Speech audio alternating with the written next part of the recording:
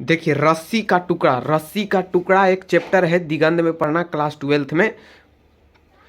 तो इसका लेखक है गाय डी मोपान साहब। रस्सी कोची में काम देता है, गाय भैंस के बारे में ना, तो गाय, तो रस्सी कोची में देगा तो गाय। ट्रिक याद रखिएगा कि गाय डी मोपान साहब, यानी कि गाय को गाय समझिएगा तो याद हो जाएगा।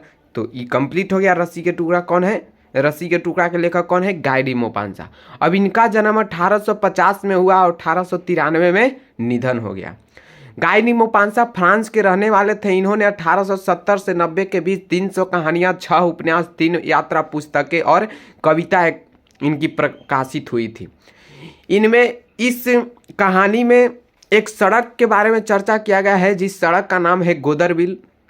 मतलब हम लोग का बाजार कैसे है गो, ठीक उसी प्रकार इन लोग का बाजार था गोदरबिल। गोदरबिल के सड़क पे हमेशा भीड़ लगा रहता था गाय भैंस के मेला का। इसमें होसिकम और मलांदे का अत्यधिक चर्चा की गई है। होसिकम जो है वो मलांदे के पड़ोसी हैं और ये दोनों में दुश्मनी चलता है। जैसे गोतिया भाई में तो दुश्मनी चलवे करता है, जानवे करते हैं। तो होसिकम और मलांदे में हाल फिलहाल में ही दुश्मनी छिड़ी थी। होसिकम जो कि ब्रोत के रहने वाले हैं और मलांदे घोड़े की काटी बनाता था।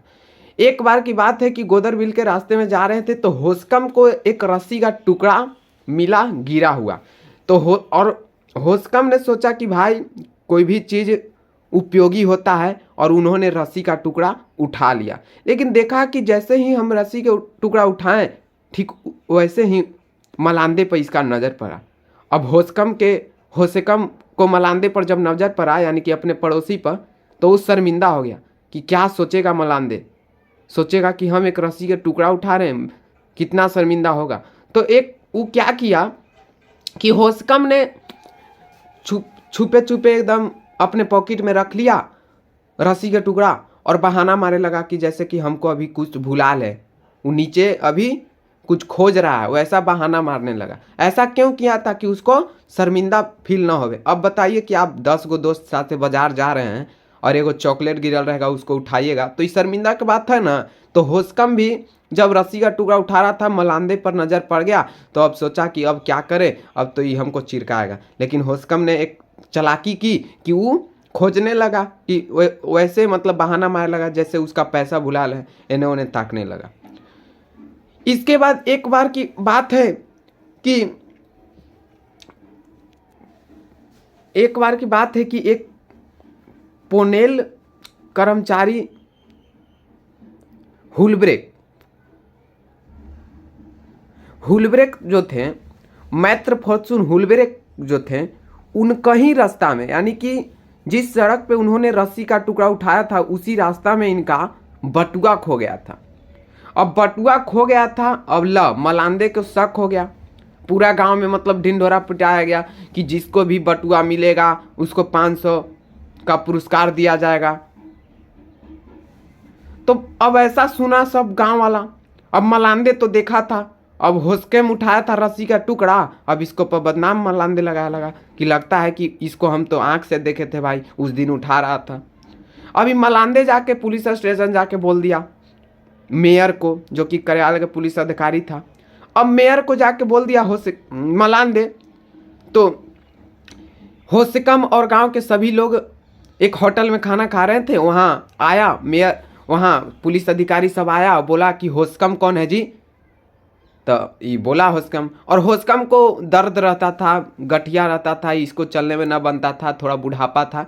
अब होस्कम को आया और मेयर ने बोला कि यहाँ होस्कम कौन है? तो बोला होस्कम कि जी मैं हूँ, से चलिएगा मेरे साथ, कार्यालय में चलिएगा। इन लोग ने बोला तो हाँ चलेंगे।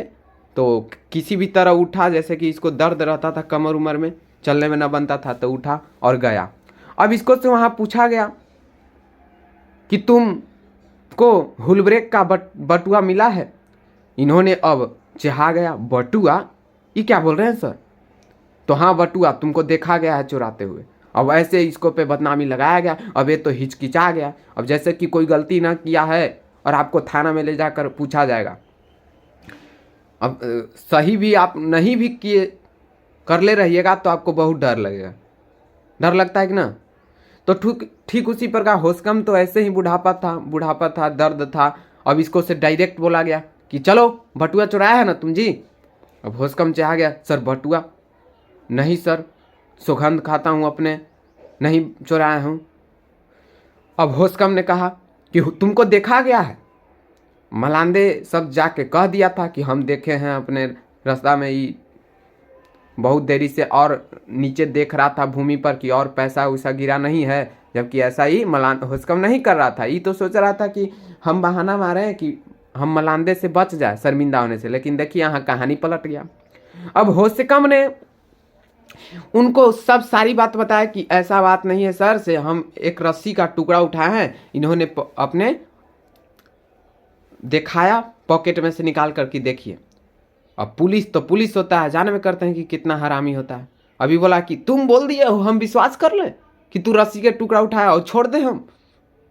अब देखिए, अब और घबरा गया कि अब क्या होगा, अब तो हम झूठा साबित हो गए। और पूरा कार्यालय के पास भीड़ लग गया गांव का। हाँ, अब पूरा कार्यालय के पास गांव का एकदम भीड़ जमा हुआ है। अब जब निकला होशकम तो होशकम को लोगों ने एकदम पूरा बोलने लगा कि शर्म नहीं आती है, इस बुढ़ापा में चोरी करते हो। अब उन्होंने सबको यही बात बताया कि रस्सी का टुकड़ा उठा रहे थे, यही कहानी सबको सुनाते चला गया, लेकिन कोई विश्वास करने वाला नहीं है। अब रात बीतने लगी थी, सब कोई घर जाने लगे। होशकम के तो पूरा इज्जत चल गया था अपने गाँव में। लेकिन क्या बताएं, एक बार की बात हुआ कि पोमेल नामक कर्मचारी ने उसी रास्ता में जा रहा था तो बटुआ उसको मिल गया। हालांकि आप तो जानबे करते हैं कि होशकम बटुआ चुराया नहीं था। अब पोमेल को जब बटुआ मिला तो उन्होंने लौटा दिया, और मालिक यहाँ मेयर को लौटाया तो बोला कि सर हम पढ़े लिखे नहीं थे, से हमको इसमें पता नहीं चला कि इसका कागजदार है, तो मैं घर जाकर अपने मालिक को दे दिया। अब मालिक लौटा दिया। यानी कि पोमेल ने बटुआ जब लौटाया तो फिर से ढिंढोरा पिटा गया कि बटुआ मिल गया, बटुआ मिल गया। अब जब होशकम को आवाज़ आई कि बटुआ मिल गया, तब उसको शांति से अब रहने लगा। होशकम ने इस बात को बताया सबको कि चोरी नहीं भी करो और अगर इल्ज़ाम लग जाता है तो बहुत शर्मिंदगी की बात है। अगर आप चोरी ना करो और समाज के सामने इल्ज़ाम लगा कि नहीं चोरी किए हो, जैसे होशकम पर सबको ही गाँव वाला विश्वास कर लिया था, पुलिस अधिकारी, कि होशकम चोर है।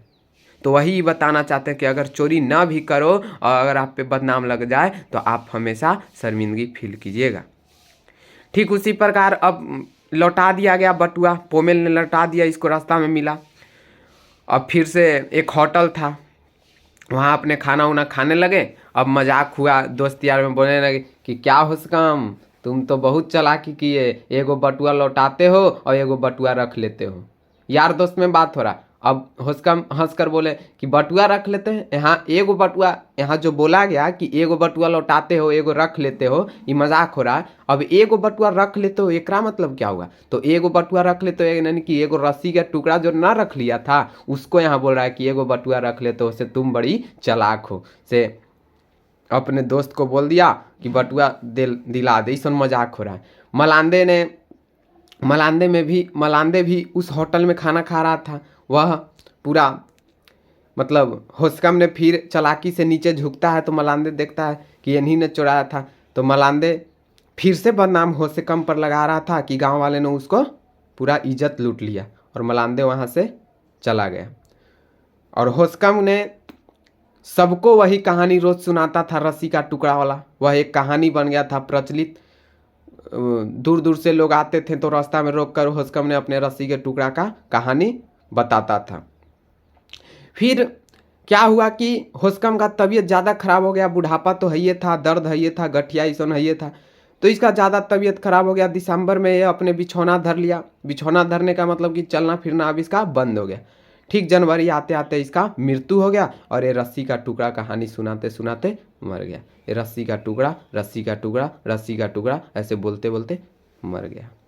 लेकिन इस कहानी में ही सीख मिलता है कि चोरी अगर आप नहीं भी किए हैं, अगर आप पे इल्ज़ाम लग जाए तो उससे बड़ा और कोई चीज़ नहीं है। धन्यवाद।